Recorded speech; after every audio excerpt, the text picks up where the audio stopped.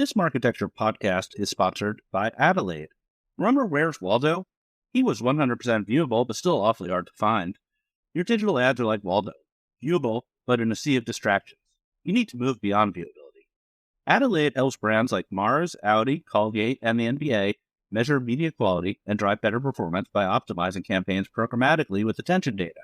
Adelaide's metric, AU, is available on nearly every major DSP and SSP, making it easy to leverage attention metrics.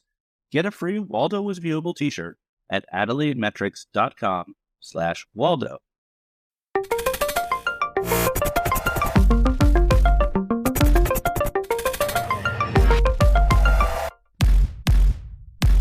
All right. Hello, everybody. My name is Eric Franchi, and I am a general partner at Imperium Ventures, and I'm joined by Ari Paparo, who is a unemployed podcaster. That is correct. Middle-aged, overweight, unemployed podcaster. Amazing.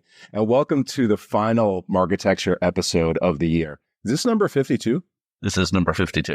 Amazing. So every week we've been in your ears, recording pods, bringing it. Exactly. I think we skipped Thanksgiving, but that was the only one. That's right. That's right. So first, thank you all for being listeners this year. Thank you for stopping us at events on the street and meetings, telling us about the pod and what you like, what you don't like, and we'll continue doing it next year. But we were actually going to take this week off, but last minute decision when Ari and I were hanging out, actually in person for a rare opportunity earlier this week was, hey, let's do a year end episode. Let's do the year that was. And we've decided to mix it up a little bit with a format and not just do a list of all the things that happened this year, but actually do some awards. So taking a page out of some other podcasts that we listen to, we'll have a list of best ofs, and actually, I think one or two worst ofs, and we're going to go through it. And then afterwards, we're going to talk about some predictions for next year and maybe give a little bit of recap on this year from a personal perspective throughout. You should know that we have not shared our answers with each other, so this might be funny because I have no idea what Ari's thinking, and Ari has no idea of the orthogonal picks that I've come up with. So let's hope funny is the reaction and not embarrassing or cringeworthy. All right, I'm going to get us started. So the first category is the hottest trend. What's the hottest trend in 2023? You're going to go first? I'll go first. I think it's definitely commerce media, which is the new name for retail media. There are over 150 retail media networks at this point, which is a crazy number. Group M said there's going to be $125 billion in revenue going through these networks. And it's so hot that there are, of course, like ridiculous examples, like 7-Eleven has its own retail media network, which I just think is hysterical. I'm just wondering, I think on the pod we predicted at some point that Cinnabon was going to be when we hit the peak, when we heard about the Cinnabon media network. Smells like cinnamon when you see the ads. That would be kind of the peak. Haven't seen that yet, but I think we're pretty close. What about you? What do you think the hottest trend was? That's amazing. So I tried to be non-obvious with these, and retail media, commerce media was the obvious. My pick was the black box, set it, forget it, customized algorithm products that Google with PMax, Meta with Advantage Plus came out with this year. I think they, especially with Advantage Plus, it's at a $10 billion run rate, and it didn't exist at this time last year. So I think that's pretty amazing. Number one, just, showing the sort of potential of AI, the strength of these platforms. And number two, it's like driving real business, to the extent that the business of, PMax and Advantage Plus alone might be larger than the commerce media space, ex Amazon, ex Walmart. And I think it's only going to continue to gain some momentum. And I think it'll have some implications for the rest of the ecosystem. So that was my pick. Yeah, that's a really good one. I think it's an interesting area because these companies have been talking about AI and about set it and forget it for 10 years. But suddenly it sort of crossed some threshold. And it was almost an internal thing where the companies internally finally became convinced that they could kind of shove it down everyone's throat, that their algorithms were so good that they could just kind of switch their bearing in the marketplace and say, set it and forget it should be the default. You should use our systems. And if you want to be a pain in the ass outlier, you can do it the old fashioned way. Yep. And, in an age where, so many marketers are talking about, I think correctly so, transparency, there's not a lot of transparency with these. So I think it's super interesting. There really doesn't. All right, let's go the opposite way. What was the biggest trend flop or the most hype? Why don't you go first? So the biggest trend flop was NFTs. I forgot that. Was that this year? I forgot. Yeah. And I think I don't think that Web3 and crypto is dead per se. I think the pod with Antonio Garcia Martinez, that was one of my choices for best of the year in terms of like breaking down what's happening and the potential and where it could go from here. But like NFTs as a marketing channel, I thought would be a thing between just like what happened with the market and just like the utter collapse of FTX and so on and so forth. Like, it was a little bit of abandoned ship and all of the activity ceased. NFTs may have been one of the biggest flops in the history of tech. But the thing is, it was so obvious at the time that you were paying tens of thousands of dollars for a URL that represented a magic JPEG was, in retrospect, it kind of almost a Silicon Valley episode, the whole thing. So for me, my biggest flop, and you're going to hate this one, Eric, is AI creative. AI creative has been so hyped, and I've had so many entrepreneurs call me, say they're working on it, and that it's great, and it's so cool, we can create images using AI. And the reason I think it's a flop is not because it's a bad idea. It's a good idea. It's a flop because it's not necessarily an idea that will support an independent standalone business. There haven't been that many examples of creative companies that have gotten to scale, and AI is sort of a low barrier to entry where effectively anyone can use these tools to create it creative. And also, the successes in this area that have happened already are all dominated by the walled gardens. Google, Amazon, and Facebook have all rolled out AI creatives in some form because they have enough, both the AI chops and enough data to optimize those creatives in near real time. So I don't believe AI creative is a separate category in ad tech, and I'm tired of hearing about people trying it. Yeah, I mean, I don't hate this as much as you might think, because I agree with you that this is part of some larger stack, some larger solution. And the companies that we've invested in, they're just not sitting on top of a generative AI solution and kind of putting a new skin on it and putting it out there. Like, it's very easy to create images. The question is like, how do you create value with it? So we're not as off in terms of our thinking here as you might think. All right. So let's talk about people. So we have a category here. Who's the best public company CEO this year? You go first. I'm going to go with Mark Zagorski. So I am friends with Mark. He's a great guy. Double Verify has currently, I looked it up yesterday, $6.1 billion market cap. And their direct competitor, IAS, which is also a really good company, is about half of that. They're at a P ratio of 112. They acquired Sybase, which is a very interesting move for them to have an additional offering to their customers. And they've done a ton of BD deals with walled gardens, with retail media networks. They're just kind of getting into every place marketers want to go. And I just think he's done, a bang-up job. Yeah, that's a great choice, actually. Did you have a runner-up here? I did. You're not going to believe it. It's Evan Spiegel from Snap. Really? Yeah, Snap's on the way back. They've had a couple of really terrible years. They never took ad tech very seriously, but the stock has doubled in the last couple of months. They are investing heavily in AI. They're a real leader in AI. They have a subscription product that's growing very well, and they're starting to put some wood behind the arrows on ads. So I'm big on Snap in 2024. Wow. Okay. All right. I like it. I like the non-obvious. So my choice for best public company CEO was Mark Zuckerberg. Perhaps this is orthogonal in the way that that Evan Spiegel was, maybe not as indirectly. So if you talk to an ad seller, one of their biggest frustrations is when we walk into the room, 50% of budget has already been allocated to Meta and Google. So it's just a beast of an advertising business. But if you look at this time last year, people thought Meta was dead. They totally blew it on overinvesting in the metaverse. But you fast forward, from a financial perspective, the stock is up 170%.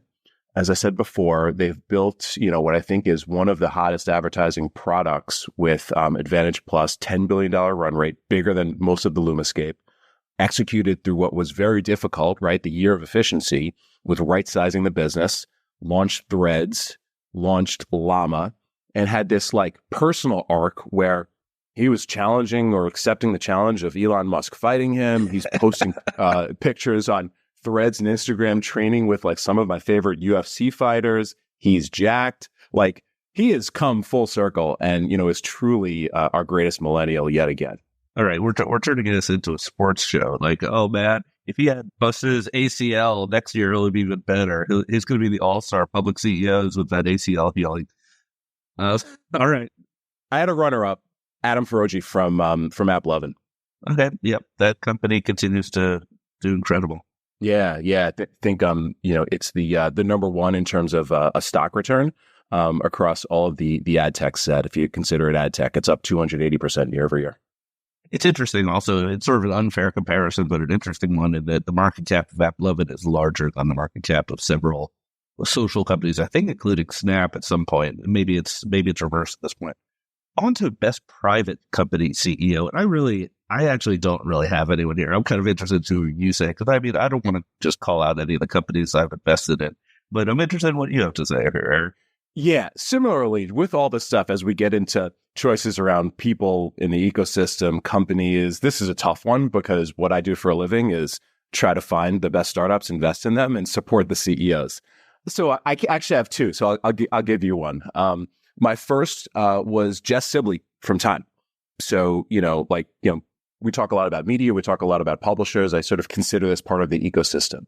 If you look at what Jess has done with Time over the course of the past year, it is like actually remarkable. So she's been there for a year. The journalism that they've put out has been incredible. They're like year up, like positive in terms of advertising revenue. She's launched businesses over the course of the past year. So like a global live events business, branded content, podcast, a entire storytelling thing. So what they've done over the course of the past year under her leadership, I think is quite remarkable. Sam Altman spoke at, the Time Person of the Year as Person of the Year. So, I think what she's done has been incredible in a year where it's been so difficult to be a publisher. And she's I think revitalized one of the most storied brands, which again, if you look at the episode we just launched today with Andrew Kraft, storied publishers, legacy publishers, they're not as relevant. And I think Time is as relevant as it's been under Jess. Yeah, that's great. I mean, Jess was a great guest on our show over the summer. You should go back and listen to the episode with her. I appreciate Taylor Swift as Person of the Year. And I was very disappointed to hear Professor Galloway crapping all over her. I mean, Miss Swift is the most important person in the country, no doubt. All right. Continue, Eric. All right. So then we'll come back to our ecosystem and give you an ad tech pick. My choice for private company CEO of the year in ad tech is Oz Etzioni from Clinch. So Clinch, if you're not aware, you should check out the Marketecture CEO episode. They have built an incredible product and actually like a creative AI product, but have put together a lot of disparate pieces of the stack. And, it's quite incredible. So number one, I think perhaps a category defining product. Number two, they win awards left and right for the product, being a great place to work. The client wins are ridiculous. Again, go on the website. There's nothing here that I'm sort of speaking about personally, but from a personal perspective. So they're a portfolio company, and Oz, he's Israeli, and they have people in Israel. And, his updates since October 7th in terms of how he's managing the business, how he's helping his employees, and just kind of going through it with this incredible stoicism has been I'm just floored at how he's managed the business through this as an Israeli with family and employees and friends there. And, he's just, almost it's just the level of just pure execution has been, inspiring to me. And I asked for a little bit of help because we were doing some stuff for nonprofits on the ground there in the middle of all of this. And he was just yep, say no more. Got it. During a time where, I have no idea what kind of stress he was under. So I'm just so inspired by Oz. And he's quite understated. So, perhaps some folks will get to know him a little bit after hearing this. That's great. Yeah, I think the Clinch interview I did with Oz was great. It's on Marketecture TV. They have a product that I was actually wowed by. It's rare that happens, but it's quite a good product. And I'd recommend checking it out. I'll cheat. I'm going to give a cheat answer to this question of best private CEO, which is I'm going to go with Ryan Reynolds for Mountain. I know he's not the CEO, but I don't care. The guy is a genius. I think some people have seen lately their new campaign for Mountain where they have an account executive whose name is Seymour Roas. And I just it's hats off. My hat is so off. I can't even find it anymore. I love that. And Mountain's a cool company anyway. And didn't he sell his stake in Mint Mobile for like billions this year? He did. Incredible. Good for him. Yeah. And his friends at Taylor Swift, which is very impressive. Okay. let's go with a related category. I'm skipping around a little bit, which is hottest early stage startup. So let's just be clear here. Both Eric and I are going to talk up our game as investors. I'm going to go first, and maybe we both are going to stay the same company, which would be funny. I'm going to go with Sincera. So Sincera. Oh my God. Yes. I'm an investor. Eric's an investor. Pretty small company still. They raised $4.2 million of a seed round. Their vision is to be the metadata of the internet, which means that they're collecting all sorts of super interesting data from websites about how they use ads, who bids, how they bid. The thing that's interesting about them is just their intense dedication to the craft. They really care about measuring things correctly and measuring things other people are not measuring. And it turns out when you do that, you kind of find a lot of really interesting data that people are willing to pay for. Again, listeners, we did not share this in advance. That was my choice as well. And we are an investor in Sincera through the fund. So we invested in 12 new companies this year. So this was a hard one for me. And if we define early stage as, kind of Series C or earlier, or Series A or earlier. And with Sincera, it's a couple of things. To your point, it's industry-wide or, internet-wide metadata. So what this industry needs during a time of intense change and intense problems and competition is access to real data to build products for the future. And Sincera, I think, is the only company that has the level of data that allows for this. So the momentum that they've seen with just the early adopters has been quite impressive. And then number two, to your point, they put together a price round this year. It was very difficult to get a price round done this year. It was very difficult to get a price round done in ad tech this year. The lead investor is an excellent investor. They were the lead in Triple If seed. And then the other thing that was interesting about this one, and again, if you sort of believe that insiders might have the early look at what might be an interesting product of the future, this is the first and only company that our fund, which specializes in ad tech and martech, LiveRam's fund, which doesn't do too many investments, but they've done some great ones over the years, and TD7 Trade Desk Fund all invested in, alongside you, Ari Papari, alongside Jonah Goodhart, alongside Oren. So again, none of this is a promise of success, but it's really interesting to see just what the sort of ecosystem around this company is to help ultimately support it. And to your point, Mike and Ian are animals in such a good way. Mike and I were hanging together at the DMS Terry's conference in New York earlier this year, and we were sitting there in the audience, and he was on his laptop, working, coding the entire time, furiously, click-clacking on his laptop. I mean, with the red hair just down and just working and banging out. And this was when we hadn't yet invested, and I was sitting there texting Joe, my partner, saying, we got to get into this company. Yeah, he's really dedicated. Also, he was on one of our early episodes this year where we did the top 10 countdown of IDs, and that was one of the highest content ratio episodes we've had. So good. This is a message from our sponsor. I'd like to introduce you to Publica by IAS, the award-winning CTV ad server trusted by some of the biggest streaming services and smart TV manufacturers globally. Publica helps a growing number of leading AVOD and FAST services to power their programmatic ad break decisioning via products including a unified auction, server-side ad insertion, and a demand-agnostic ad server built from the ground up around streaming. Head to getpublica.com to find out how they help CTV publishers to grow their advertising revenues and provide streaming audiences with linear-like TV ad break experiences.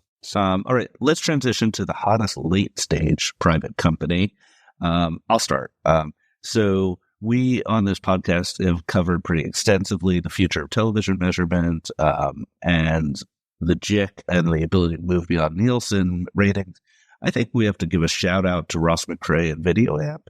VideoAmp has been plugging away at this problem since before it was fashionable. They raised $150 million Series G round. G as in Gaga, Ghost. That's a lot of money, but it takes a lot of money to compete with Nielsen. It's a very big problem measuring TV. And I think that they're not maybe the definitive winner, but they're in the pole position to be a part of that. Yeah, that's a great choice. To your point, Series Gs are extremely rare, but they're going after, what is an extremely rare opportunity, an extremely, intense, large, encumbered or entrenched competitor. My choice was Kevel, portfolio company. So to your point earlier in the episode, your choice was, of the hottest trend, commerce media. If you go back to all of the episodes that we've done that touched on commerce media, or if you look at the space, the company that is on everybody's lips when it's how do you build for this wave is Kevel. They've done a great job. And this is not a startup. This is a company that launched in 2012 of, building the tools, the picks and shovels to build commerce media businesses. And, if you go to their site, the client list of non-obvious companies, not Cinnabon, not 7-Eleven, or maybe 7-Eleven, that are building advertising businesses on Kevel is pretty incredible. So I think that they're, really accelerating this whole wave that we're seeing in commerce media. And James has been, incredible CEO to work with. Hear me out. Like, if you could get a banner ad to smell like that cinnamon, like, people will click on it. Pure commerce. Do you remember the startup in the 90s that would create smells on your PC? DigiSense? Yeah. Yeah. Basically, plug in a device to your PC and you'd have these little packets. And then when you watched a movie, it would give off a popcorn smell. That was like the NFTs of the 90s. That was like an equivalent bad idea. That's ridiculous. Okay. What is the most promising new technology? Oh, it's got to be generative AI. I mean, no? Maybe that's your opinion. Sure. I mean, I think I also called it the biggest trend flop, so I'm not sure how we reconcile that. Okay, fine. So I'll put my stake in the ground. And again, sorry for the listener. We're like looking at each other, trying to figure out, like, wait, what's going on here? How can you not, with the year that passed, look at generative AI in terms of its impact as a consumer product, so fastest growing consumer product in history? How it captured the zeitgeist more recently with the, Sam Altman getting fired, Sam Altman coming back. But then if you actually use some of these products, both in your daily life and then increasingly as you're seeing some of the business applications, it's incredible. It's like plugging into the internet for the first time, at least from my perspective. Yeah, and absolutely. I'm not going to disagree with you. I am pretty unclear on how it's going to affect our world, advertising and marketing. So far, I think it's probably affected it negatively for the most part in terms of creating content garbage and stuff like that. But it'll be interesting to see. So I took this a little more literally, and I said, what technology is promising the most? And I said, it's the privacy sandbox. Quite obviously, it's promising to redo the entire advertising ecosystem in the browser. Every single thing we've done for the last 20 years, rewritten all at once. If you were in a startup and you said to the CEO, hey, we're going to rewrite everything all at once and launch it later this year, they would laugh you out of the room. But that's what Google's doing with ad ecosystem. And it's going to be the major story of 2024, I think, is how that gets adopted or not adopted. You ready to do the low light? Yeah. What's the most cringe moment of 2023 in advertising? Define cringe. Like, oh. Yeah, you know what cringe is. It's the opposite of rude. I'll go first. Collapse of SVB. Ooh, that's a good one. I forgot about that one. That was this year? Oh, my God. And again, yeah. Oh, this year? Forget about it. Let's talk about this year in a little bit. So the collapse of SVB might not have affected everyone listening to this. But if you worked at a startup, work with startups, were a venture fund, it was the longest weekend of your life from a professional perspective. So, our fund had capital SVB, like the rest of the industry, I think it was 30 to 40% of all the companies that we invested in had, either all of or the majority of their capital at SVB. Roku had like 25% of their money at SVB. And there was a real chance that this bank was going to go down and the government was not going to step in. And we would have seen carnage in terms of companies shutting down and downstream effects on the business and the world that we've never seen before. Yeah, I remember the Jason Calacanis tweets over the weekend. Yeah. I remember he was tweeting like Mad Max memes, and we're going to have to eat each other's flesh on Monday. It was really something. Yeah, it was, I mean, I didn't get a wink of sleep that weekend, and I had to, sort of, kind of balance the communications inbound from startups and outbound to investors. And what was so frustrating was this did not have to be. The VCs that helped to create Silicon Valley Bank over the course of the past 2 decades were the ones that accelerated its unnecessary demise. So it was just, for me, from a professional perspective, like it didn't get worse. But perhaps there's one that's a little bit closer to home. Yeah. So for me, and once again, I focus a little bit more in the ad tech, martech world, and the two, I'm going to say it's a tie. First would be MediaMath bankruptcy, which was unfortunate and cost a lot of people a lot of money and was sort of an end of an era. And the second is the GFY heard around the world just from a couple of weeks ago.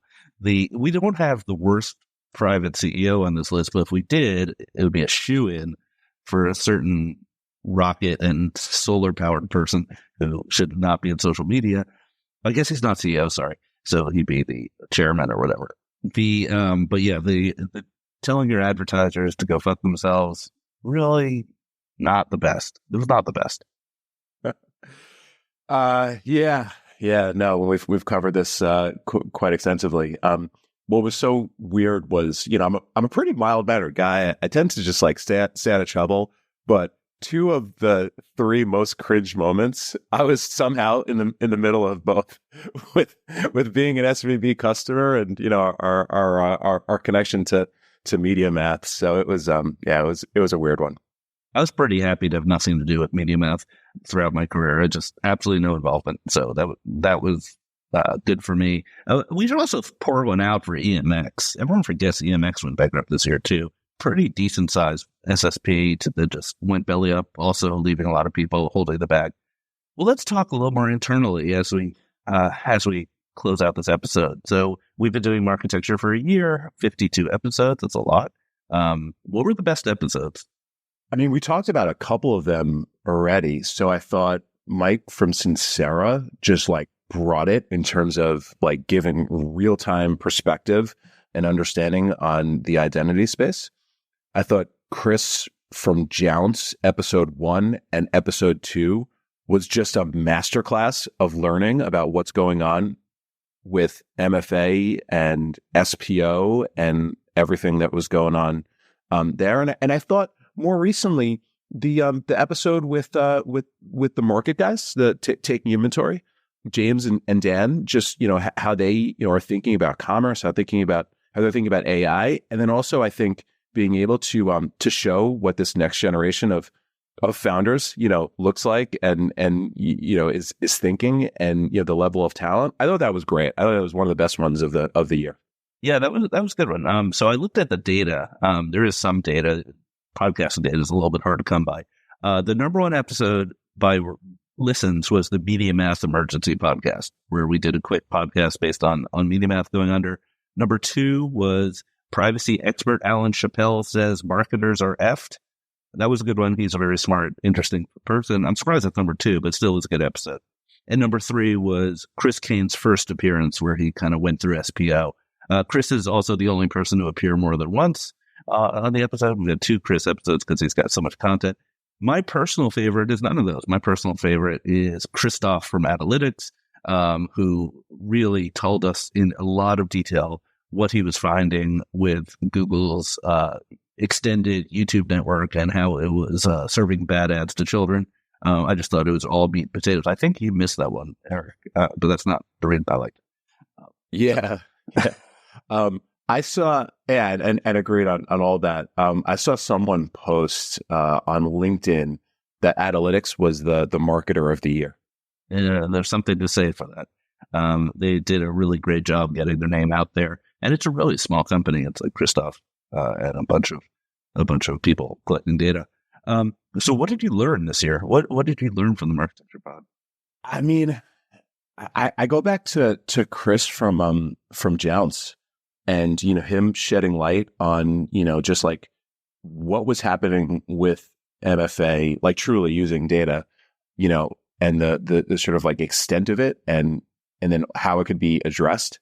And, just like, again, sort of SPO is a little bit under the surface. It's not necessarily like, driving, the growth that an investor like I might look for, but, has a real effect on the ecosystem. So, yeah, I mean, I came away with a lot of learnings from him, just in terms of, how the programmatic ecosystem was effed up from a supply chain perspective, but then also what to do about it. Yeah, I did also. And specifically, I have a specific point from that episode, which is when I asked Chris whether MFA sites were driving traffic from native advertising groups. So in my mind, the flow of traffic was from major publisher like a Time Inc. They have a Taboola thing at the bottom of the page. Users click on it, they go to an MFA site, and that gets recycled. And he told me, no, I was wrong, that actually the number one source of traffic for MFA sites is Facebook. Facebook Blue app with crappy ads on the side. Super interesting. That was kind of opened my eyes a lot as to how money is flowing around here. Yeah. The other thing I learned was how to sell ads on podcasts, which was a skill I did not think I needed, and probably still do not need, but it's taking up a lot of my time.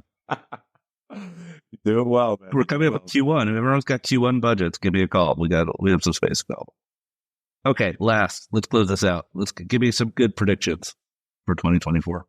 I have to take the other side of your AI doom perspective, and I think that AI is going to have real significant business impact across every part of the ecosystem. I think we're going to see, companies built on AI becoming the next generation of leaders, and I think we're going to see the first AI agency. All right. I'm not a doomer. I love AI. I just think it's sort of meh in terms of its actual impact on the stuff we do day to day. I think the real danger for AI is that it entirely eliminates certain categories that we're used to dealing with, like multi-touch attribution or ad serving or other things like that. It just trivializes them. Exactly, which is why I think that it has like real impact, because I see those companies and I see what they're doing and the impact that they're having, and it's just inevitable. So I think it starts to shake shit up. I have two predictions. The first one, which I've talked about previously on this podcast, is that I think commerce media is going to have a little bit of a trough of disillusionment, where the ROI isn't always there and the tools aren't always there, and no one wants to buy ads on 7-Eleven. And it's not that it's a bad thing. It's still going to be producing value. It's just the classic overhyped, underhyped cycle. And we'll see announcements by some retailers that are pulling back, or they're merging, or they're outsourcing. So that's kind of the first one. You want to agree or disagree on that one, Eric? No, I don't disagree per se, but I think that there will be some company or companies emerge to help solve for that. So I don't think we see a wholesale consolidation and wind down of all these RMNs that have popped up over the course of the past couple of years. I think we continue to see more of them. But I think there becomes some sort of layer that allows for, I think simple programmatic access across them, new businesses that can help, monetize in an indirect way. So no, I don't. I'll take the other side of it. I think we have a trough of disillusionment in retail media at all. I think it continues to grow and becomes exciting. I've actually changed my mind on this one just in the past month, but my new prediction is that the sandbox deprecation of cookies is not going to be a big deal for most ad tech companies, because they're just going to continue using IP address and they're going to drive right through it and not care about most of it. And there actually won't be that many sandbox implementations because people will just kind of muddle through it. I don't think in the long term that'll happen. I think in the long term there'll be changes, but I don't see the big 2024 disruption from the rollout. Yeah, I had a similar prediction. I wrote ad tech finds a way, like always. Basically said a different way. Ad tech always figures it out. I think I think that makes sense. Here's one that I'll put out there, and then I want to ask you specifically for a prediction. So I think in 2024, Netflix lets it rip and builds a giant CTV business because they've done a lot of work this year, like testing, rolling it out slowly, building the team, building the offering. I think they let it rip and they become the Amazon, so the Amazon of retail media, Netflix for CTV. What do you think? I think that's possible. I think it's definitely possible. They're doing the right things. I think they're taking it very seriously. I think that one of the hurdles they have is that still the vast majority of reach that they access pays and is not going to see any ads. So the real question, the real thing that would be shocking, I think, in 2024 is if they started showing ads to a larger percentage of their consumers, including ones who pay significant amounts for the service. And that would really be a interesting moment because effectively Amazon is doing that strategy with Fire where even paid customers are seeing ads. And if Netflix does that, that would be a real watershed. The other watershed would be if Netflix starts serving video ads off Netflix. Yeah. So under the broad umbrella of lets it rip, I think there's real exciting ways that this can go. So that's mine. And then I got one for you. I want to ask you because you're on top of this stuff more than anybody. What do you think happens with Google, and do they spin it out? Do they not spin it out? Yeah. Are they forced to spin it out? Like, do you think something happens this year, 2024? And then B, what happens? So we should hear about the search antitrust trial in the next couple of months, the results of that, because the trial's over. My guess is Google wins that one, and that there isn't much, or they have some concession that's mild, doesn't really affect the business. The current schedule is for the ad tech antitrust case to start in March. Who knows if it'll be delayed, but that's the latest date. I've been on the record as saying that I think it would be to Google's benefit to accept a breakup and to remove their network business from their whole system. I think with cookies going away, the network business loses some value also. So it'd be a great time to do that. I'd say there's about a 50-50 chance of that happening. Maybe it probably wouldn't complete in 2024, but the trial not going great for Google and then coming up with an accommodation of some kind. 50-50. Yeah, that makes sense. I think it's 50-50 too. Before we close it out, how was this year for you? 2023 was an interesting year. I mean, I did a lot of new things. This podcast has been a lot of fun. I've really enjoyed it. And, personal things have changed in my life. I'm in a new place. My kids are getting older. It's been good. How about you?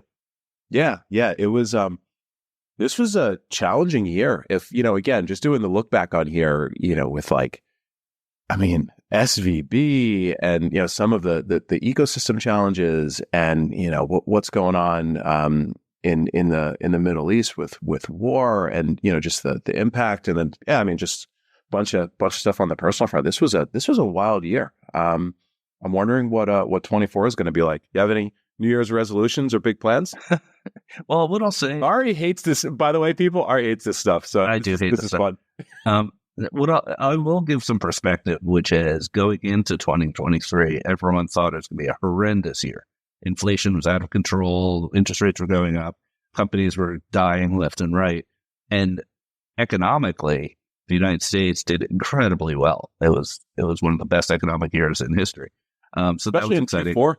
Yeah. Yep.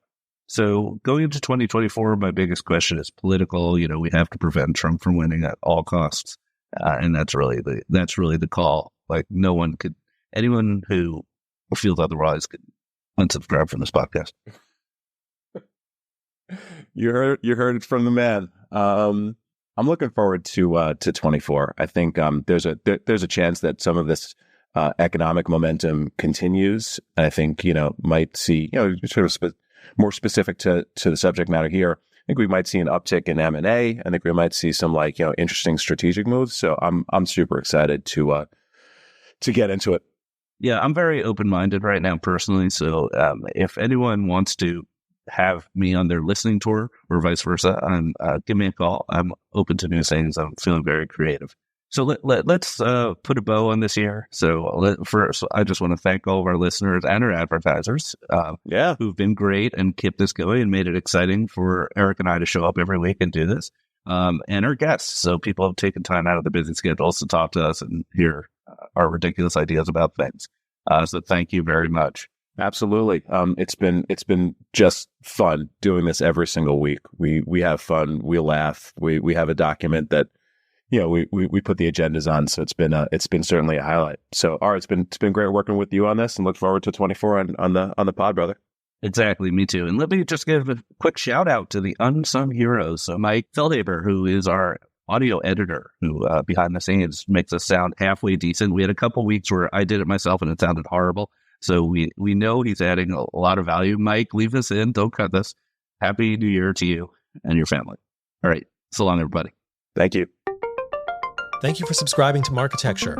New interviews are added every week at marketecture.tv and your favorite podcasting app.